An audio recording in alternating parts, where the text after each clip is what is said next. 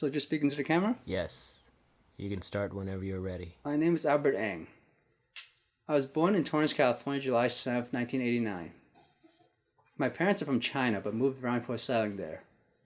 They were computer scientists. I did my undergrad at MIT and master's in engineering and physics at UPenn. I've been working at Pennington Klein for 6 years. I'm single and I have no children. And why do you think you're the most qualified candidate for this mission, possibly spending the rest of your life on Mars? He's brilliant, but this isn't something that he's good at. Talking about himself? Bragging about himself. Did he tell you about his degrees? He probably didn't mention it. He got them all before he turned 20. Some people think he's a robot. They called him Doogie Howser the first few years of Pennington. Doogie what? You've never heard of Doogie Howser? It was a TV show. Albert never complained because he liked the comparison. Only a few of us at work got to know Albert, below the surface. Jerry, me, and Joanna, of course. I've never felt the need to swim with the currents. As an only child, I've had a lot of time to myself. I'm focused, goal-oriented. I'm a problem solver. I don't let emotions get in the way of my research. That's how I look at this mission, research.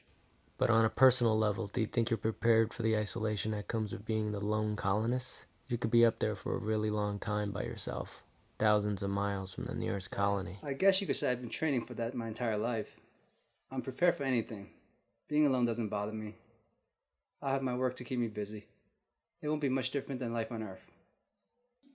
Well, for a child prodigy, I don't think he's that weird, but it took me a year to hear him laugh. How long have you known Albert? I say about 6 years. Rachel, Joe, and I started at Pennington Klein around the same time. Albert was already there for 3 years. And in those 6 years, how would you say Albert handles pressure or stress? Has he ever lost his temper? Oh, never. I know you guys are trying to root out candidates who will crumble under pressure, but Albert isn't one of them. You know how they say so-and-so has ice water in their veins? Well, Albert is made of ice water. Can you tell me about Joanna Park? Wow, you guys are very thorough. Jo was a really sweet girl. We worked on the same projects. She and Albert hit it off right away. They were married 4 months after meeting each other. She changed him a lot. To be honest, we didn't know he was capable of loving someone like that. Why do you think he's qualified for this mission? I'm his friend, but I'm being honest with you.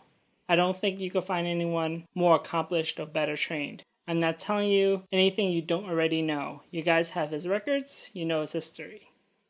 If you're asking about the isolation, I don't know the answer.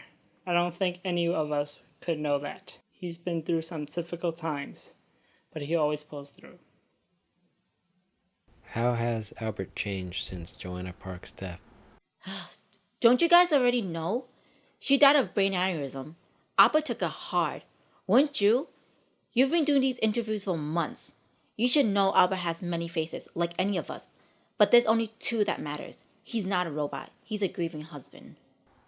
We noticed you signed up to be a candidate a month after your wife's death. Has your wife's death affected your judgment? Not at all.